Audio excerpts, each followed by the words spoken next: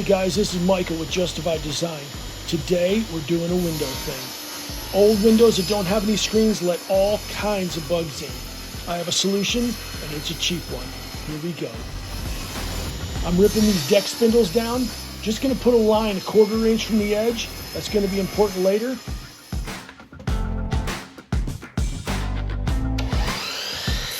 And now, to make the box shape, I'm cutting all the 45-degree angles. Let's take a look.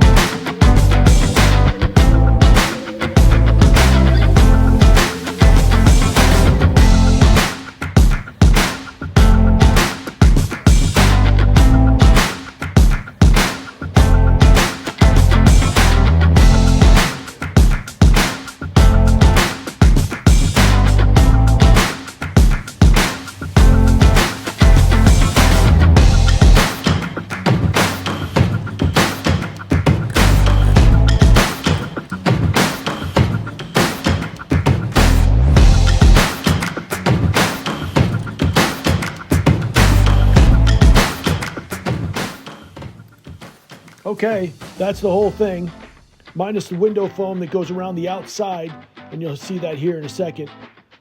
42-inch deck spindles times 2, I used both of them. Screen spline, I used one bag, about half. There's the foam, $2.19 a piece times 2. I used most of each one of them. Metal insect screen, already had that lying around. And you'll see here this picture, I used about $1 of it. I used a 3-inch deck screw and 18 gauge brad nails. Already had those also. Very little used, certainly under $1. Grand total for one window, under $10. Easy.